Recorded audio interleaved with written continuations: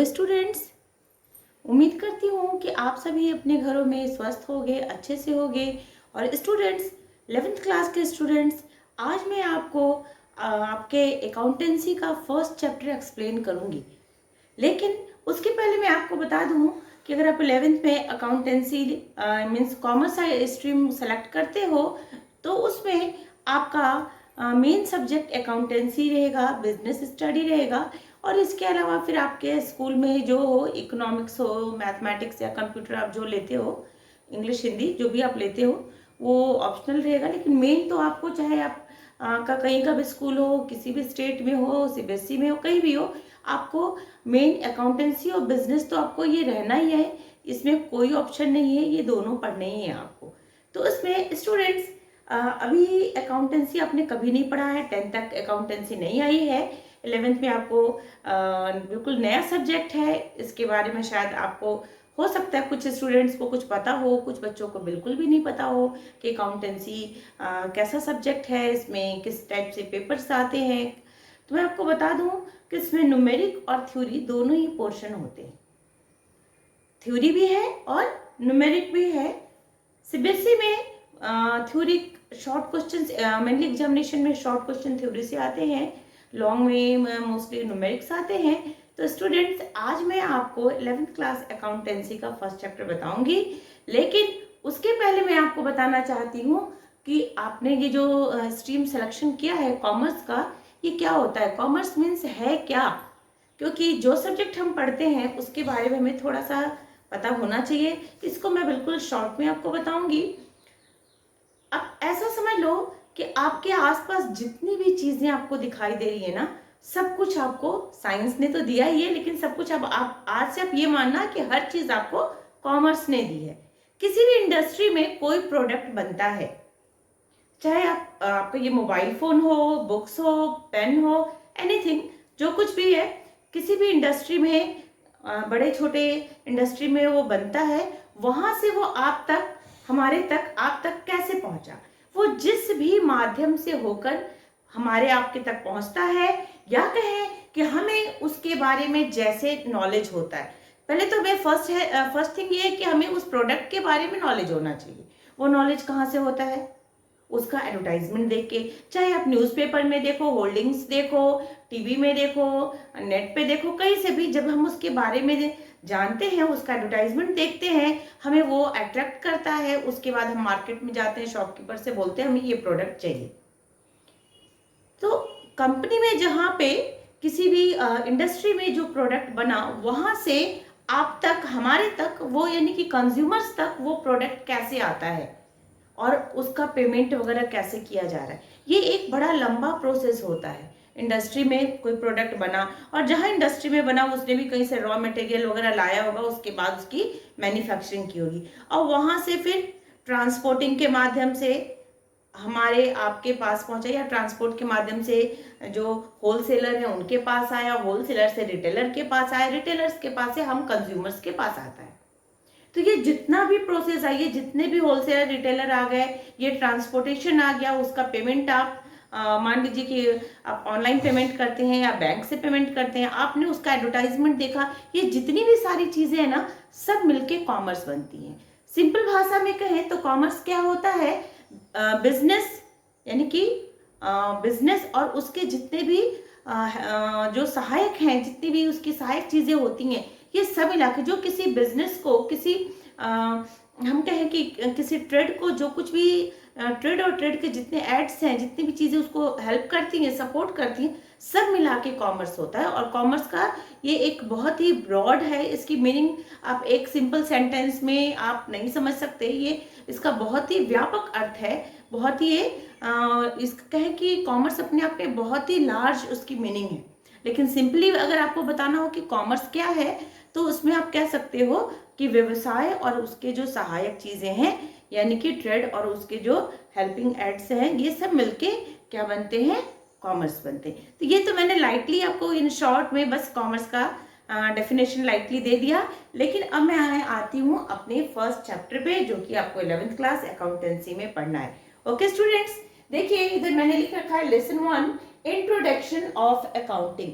Introduction of accounting सबसे पहले मैंने जैसा बताया है कि इस वीडियो में मैं आपको एकदम सिंपल लैंग्वेज में, बहुत ही आसान से लैंग्वेज में, बहुत ही ऐसा बताऊंगी अकाउंटेंसी क्या है कि हर एक स्टूडेंट्स को क्लियर हो जाए। सबसे पहले आप ये सोचिए कि अकाउंटेंसी की डेफिनेशन तो हम बाद में पढ़ेंगे या उसका कॉन्सेप्ट भी बाद में समझेंगे, बट इन फर्स्ट हम लोग सोचते हैं कि अकाउंटेंसी क्यों आई, क्यों इसकी अकाउंटेंसी की नीड क्या पड़ी, कहाँ से आ गई ये अकाउंटेंसी, एक नया सब्जेक्ट कहाँ से आ गया। तो स्टूडेंट्स, अगर आप अपने पास्ट में जाते हो, हिस्ट्री में जाते हो, तो उस टाइम जो बिजनेस थे उसका जो स्ट्रक्चर था बहुत स्मॉल हुआ करता था।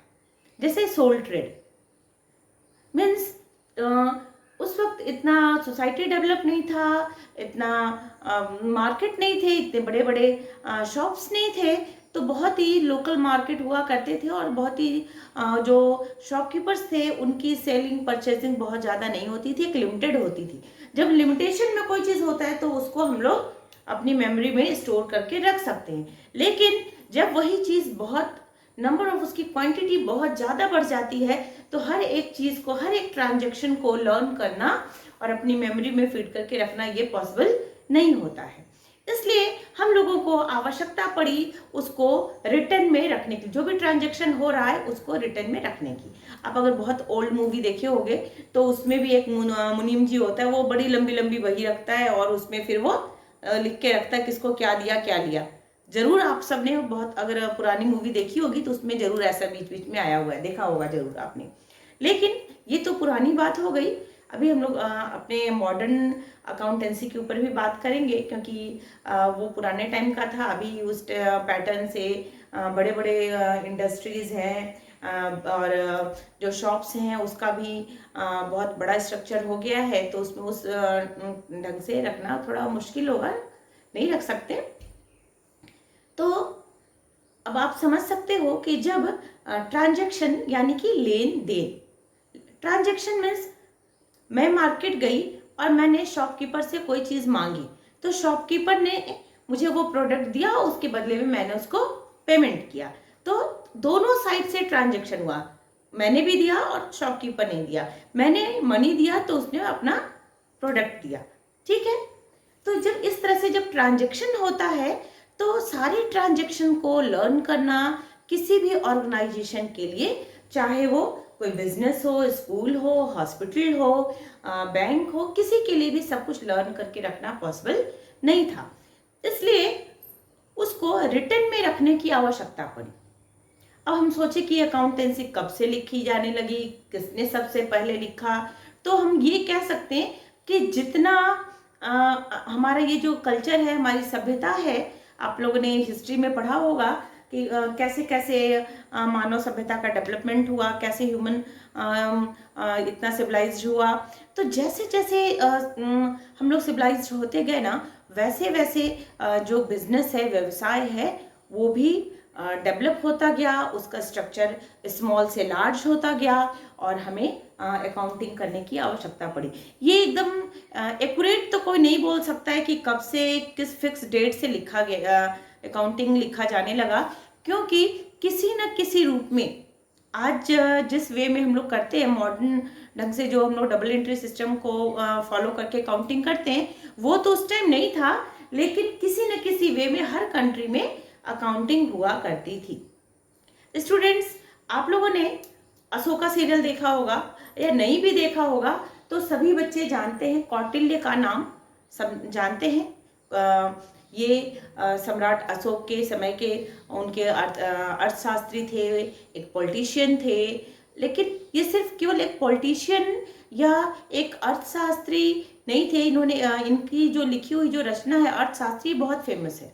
और उसी में अर्थशास्त्र में इन्होंने बताया है कि कैसे जो भी अकाउंट्स हैं उनको कैसे प्रॉपर वे में लिखा जाए, या उस टाइम के चाइना वगैरह में उस टाइम लिखा जाने लगा था, तो वहाँ से वहाँ पे कैसे अकाउंटिंग रखी जाती है, या एक पूरे स्टेट को जो उस टाइम के जो भी राजा हुआ करते थे उनको किस ढंग से अकाउंटिंग को प्रॉपर वे में रखना चाहिए। तो हम ये बोल सकते हैं कि अकाउंटिंग किसी न किसी वे में काफ़ी पहले से ही, जब से बिजनेस स्टार्ट हुआ और बिजनेस का मॉडर्न थोड़ा सा मॉडर्नाइजेशन होने लगा, बिजनेस डेवलप होने लगा, तब से उसको लिखने की आवश्यकता पड़ी और वो किसी न किसी वे में लिखा जाता था। लेकिन हम लोग तो बात कर रहे हैं मॉडर्न अकाउंट की बात कर रहे हैं, तो सबसे पहले मैं उसका कॉन्सेप्ट आपको बता देती हूँ। देखिए इधर मैंने लिख रखा है, ऑलरेडी पहले से लिखा है।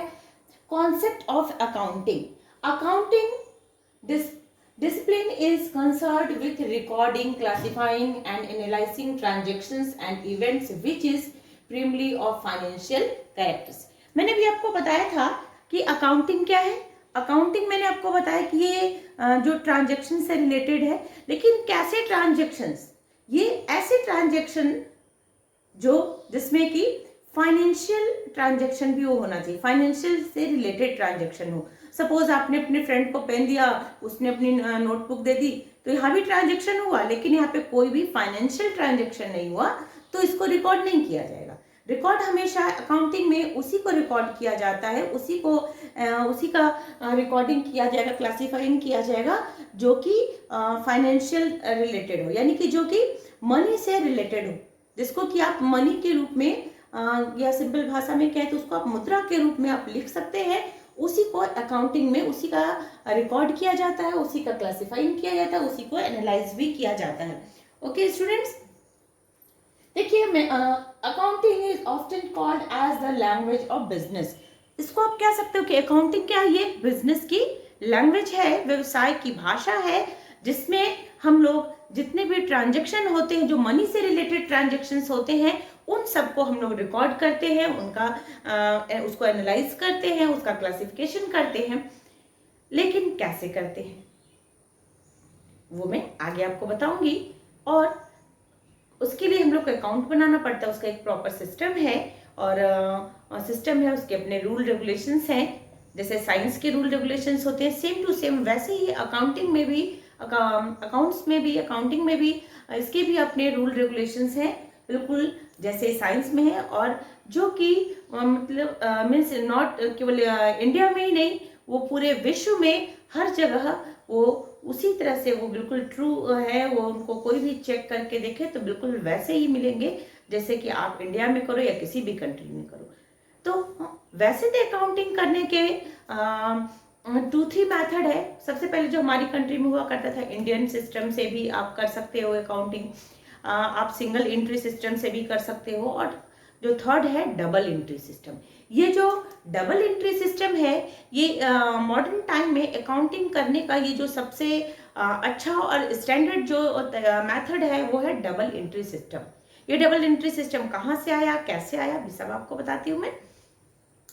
देखिए ये तो मैंने बता दिया कि इंडिया में जो चाणक्य थे, उन्होंने अर्थशास्त्र, अपने अर्थशास्त्र में वहाँ पे उन्होंने लिखा कि अकाउंटिंग कैसे किया जाता है।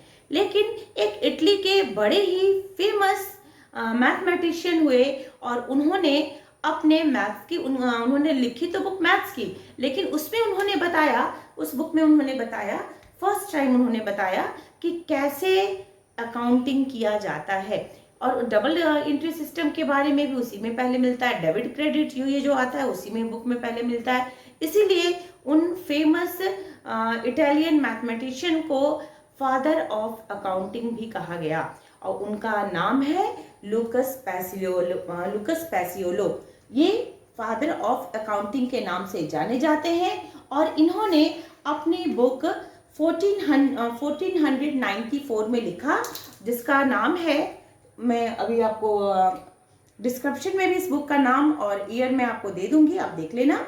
ये जो फेमस इटालियन मैथमेटिशियन हुए, इन्होंने जो बुक लिखी, इन्होंने लिखा सुमा डे अर्थमेटिका ज्योमेट्रिका प्रोप्राइजेशन लिटी और प्रोप्राइजेशन।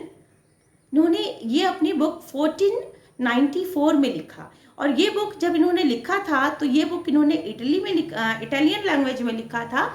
लेकिन बाद में जब इस बुक का इंग्लिश में इसको ट्रांसलेट किया गया, तो इनका ये जो अकाउंटिंग का जो मेथड था, डबल एंट्री सिस्टम, स्लोली ये पूरे वर्ल्ड में ये स्प्रेड हो गया, और सारी दुनिया में ये फेमस भी हो गया। अमेरिका से लेके यूरोप से लेके हर जगह ये डबल एंट्री सिस्टम को लोग फॉलो करने लगे। डबल एंट्री सिस्टम, इसमें इन्होंने जो मेथड बताया अकाउंटिंग करने की, लुकास पैसियोलो ने, उसको डबल एंट्री सिस्टम क्यों कहते हैं? क्योंकि इसमें जो भी ट्रांजेक्शन्स होते हैं, हर एक ट्रांजेक्शन का डबल, उसको डबल वे में लिखा जाता है, या कहें कि उसके दो रूपों में उसको लिखा जाता है। यहाँ पर हर डेबिट का क्रेडिट होता है और हर क्रेडिट का डेबिट होता है। ये दो रूप में कैसे, ट्रांजेक्शन एक, लेकिन उसको दो रूपों में कैसे लिखा जाएगा, टू वे में उसको कैसे लिखेंगे? थोड़ी देर पहले मैंने आपको एग्जांपल दिया था कि मैं एक शॉपकीपर के पास गई और मैंने उसको मनी दिया, उसने मुझे अपना प्रोडक्ट दिया। देखिए यहाँ तो ट्रांजेक्शन एक ही है, एक ही प्रोडक्ट मैंने परचेज किया, लेकिन उसके लिए मेरे पास से पैसा गया और शॉपकीपर के पास पैसा आया। शॉपकीपर के पास से जो प्रोडक्ट मैंने खरीदा वो उसके पास से गया और मेरे पास आया। यानी कि प्रोडक्ट तो एक ही है, मनी तो वही एक है, लेकिन वो दो लोगों के पास, मेरे पास से जा रहा है, शॉपकीपर के पास आ रहा है। यानी एक ही ट्रांजेक्शन के दो रूप हो गए। ठीक है, एक गिवर हो गया, एक रिसीवर हो गया। तो इसलिए हर एक ट्रांजेक्शन को इन्होंने दो रूपों में लिखने को कहा। अगर हम सिंगल एंट्री सिस्टम को फॉलो करते हैं तो उसका रिजल्ट उतना क्लियर नहीं आता है, या कहें कि वो कई जगह कुछ चीज़ें उसमें मिस हो जाती हैं, पूरा clear information single entry system में नहीं मिलता। सिंगल एंट्री सिस्टम का अभी तो किसी भी सिलेबस में भी आप लोग को नहीं पढ़ना है। डबल एंट्री सिस्टम ही, क्योंकि पूरा सब जगह इंडिया में, वर्ल्ड में सब जगह डबल एंट्री सिस्टम को ही फॉलो करें, तो हम लोग को डबल एंट्री सिस्टम को ही पढ़ना है।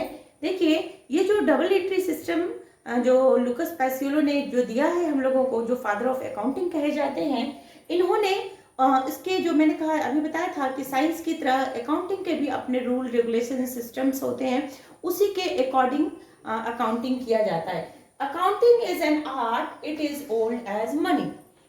यहाँ पे इन्होंने ये भी बताया कि accounting is an art. Accounting क्या है? एक कला है, आर्ट है। जैसे अलग अलग जैसे मैंने बताया साइंस में है, रूल है, रेगुलेशन है, सिस्टम्स हैं, वैसे अकाउंटिंग आर्ट भी है, और आगे बताऊंगी अकाउंटिंग इज एन आर्ट और साइंस बोथ। बट ये आर्ट कितना पुराना है? It is old age money.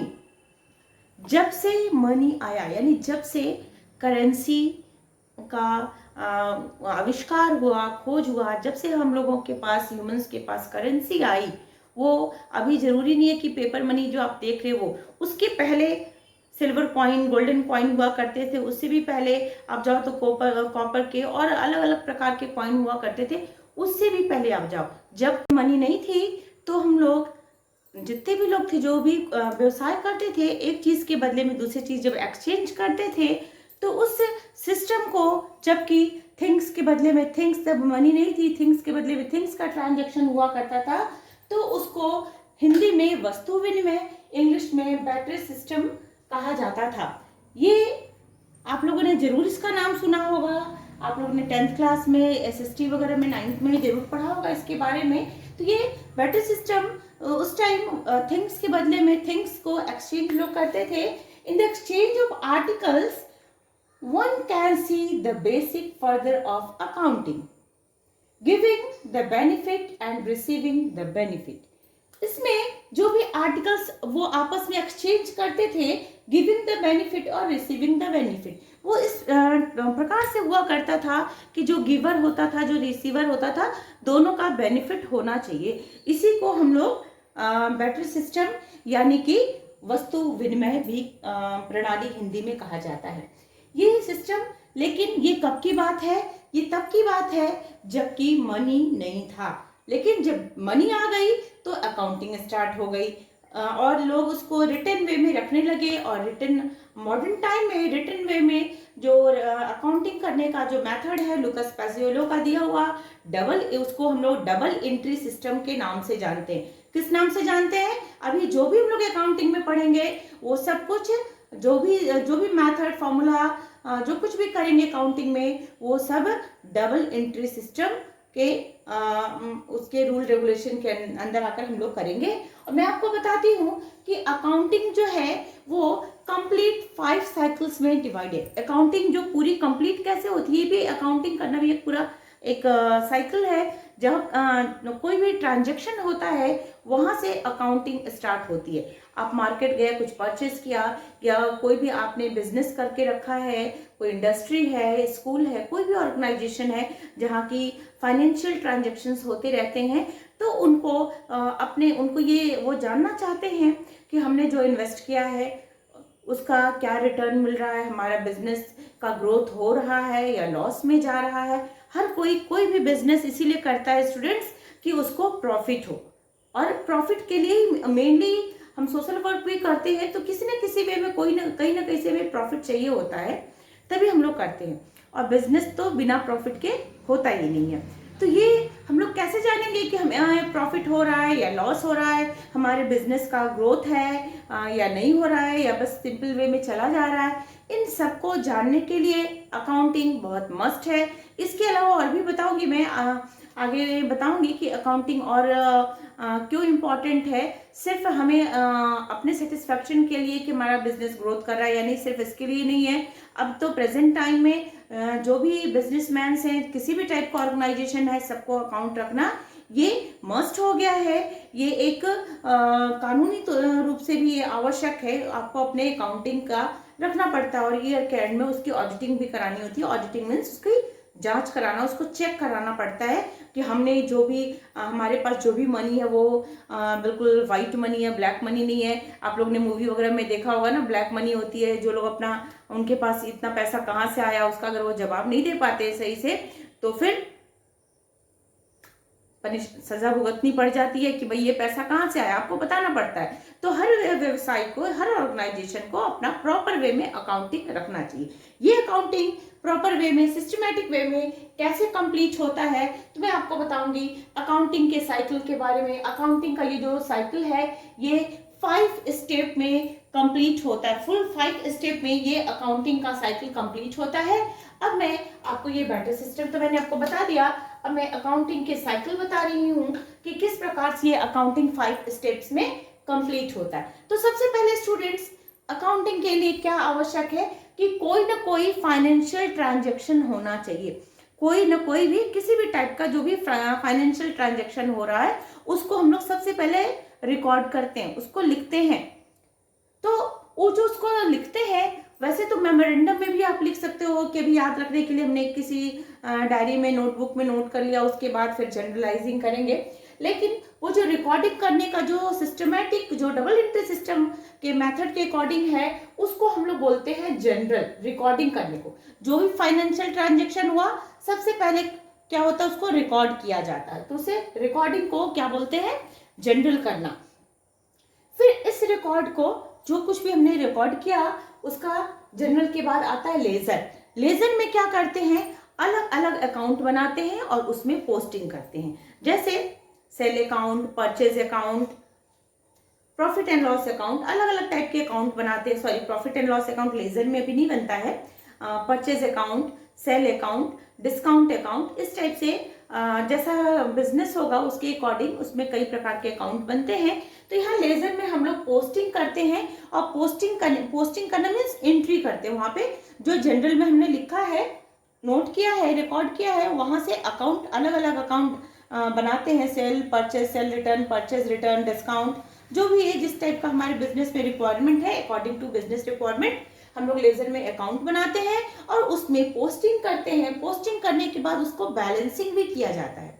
वो आप लोग नेक्स्ट वीडियो में देखेंगे, आगे के चैप्टर्स में देखेंगे कि उसको कैसे बैलेंस किया जाता है। यहाँ पे भी बस आप समझ लीजिए, बैलेंसिंग करते हैं। बैलेंसिंग करने के बाद ट्रायल बैलेंस बनाया जाता है। ये ट्रायल बैलेंस बहुत इंपॉर्टेंट होता है।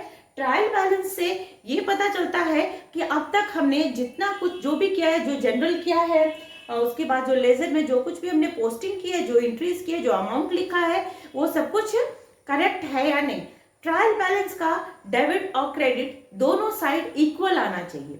जब डेबिट और क्रेडिट बोथ साइड इक्वल आ जाता है तो इसका मतलब ये होता है कि अभी तक हम लोगों ने जो कुछ भी रिकॉर्ड किया था और उसके बाद उसकी जो लेजर में पोस्टिंग की, वो अर्थमेटिकल वे में वो करेक्ट है, उसमें कैलकुलेशन वगैरह का कोई मिस्टेक नहीं है। लेकिन एक बात मैं आपको जब ट्रायल बैलेंस का चैप्टर पढ़ाऊंगी तो बताऊंगी, लेकिन यहाँ पर लाइटली बता दे रही हूँ, ट्रायल बैलेंस का बैलेंस होने का मतलब ये नहीं होता कि हाँ अगर कुछ आपने लिखा ही नहीं होगा, लिखने से रिकॉर्ड करने से छूट गया होगा तो उसका यहाँ पता नहीं चलता। उसका यहाँ ट्रायल बैलेंस से सिर्फ ये पता चलता है कि अभी तक आपने जो कुछ भी नोट किया है वो अगर सही नोट किया है आपने तो उसमें मल्टीप्लिकेशन, कैलकुलेशन, ऐड करने में, सब्सट्रैक्ट करने में उसमें कोई मिस्टेक नहीं हुआ है अगर ट्रायल बैलेंस इक्वल हो जाता है तो।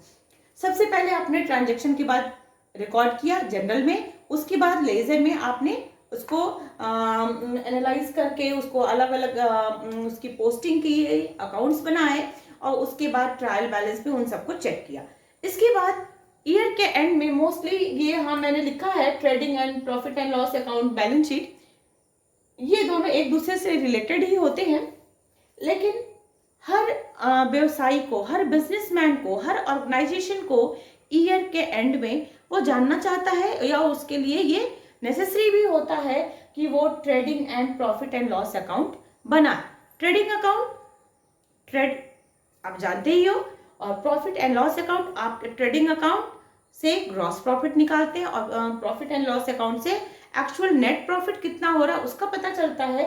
इससे ये बनाने से, ट्रेडिंग और प्रॉफिट एंड लॉस अकाउंट बनाने से ये पता चल जाता है कि आपकी फाइनेंशियल कंडीशन यानी कि आपका जो इनकम का क्या स्टेटमेंट है वो क्लियर हो जाता है। तो ये करना चाहिए और ये बनाते हैं ट्रेडिंग पीएल। इसके बाद ये मस्ट है और सबको बनाना होता है क्योंकि ऑडिटिंग होगी तो आपका पीएल, ट्रेडिंग और बैलेंस शीट चाहिए ही। इसके बाद बैलेंस शीट बनाते हैं। तो बैलेंस शीट बनाने से किसी भी ऑर्गेनाइजेशन की क्या फाइनेंशियल पोजीशन है उसका पता चलता है। सपोज आपने कितना इन्वेस्ट करके बिजनेस स्टार्ट किया था और अभी करंट टाइम में आपके पास टोटल क्या एसेट्स है, क्या लायबिलिटीज है, उन सब का पता हमें बैलेंस शीट से पता चलता है, जिससे ये पता चलता है कि इस बिजनेस की, इस ऑर्गेनाइजेशन की क्या कंडीशन है, क्या पोजीशन है। यानी जनरली तो ये बैलेंस शीट और ट्रेडिंग इन दोनों को साथ में काउंट किया जाता है। इनको फाइनल अकाउंट के नाम से जाना जाता है जिसमें ट्रेडिंग और PL and balance sheet include होता है। तो स्टूडेंट्स मैंने भी आपको अकाउंटिंग का साइकिल बताया जो कि हर एक ट्रांजेक्शन के साथ ही, फाइनेंशियल ट्रांजेक्शन के साथ स्टार्ट होता है और बैलेंस शीट पे आके ये कंप्लीट होता है। स्टूडेंट्स जब फाइनेंशियल ट्रांजेक्शन होता है, रिकॉर्डिंग, लेजर, ट्रायल, ट्रेडिंग और बैलेंस शीट हमने कर लिया, तो इसके बाद ईयर के एंड में ऑर्गेनाइजेशन को उनका ऑडिट भी कराना होता है, यानी कि उनके सभी अकाउंट्स की जांच भी उनको कराना पड़ता है। तो स्टूडेंट्स आई थिंक कि ये आपको इंट्रोडक्शन ऑफ अकाउंटिंग का मेरा वीडियो अच्छा लगा होगा। स्टूडेंट्स अगर आपको अच्छा लगता है तो इसको शेयर अवश्य करिए और अगर आपने अभी तक सब्सक्राइब नहीं किया मेरे चैनल को तो सब्सक्राइब अवश्य कर लीजिए। Okay bye.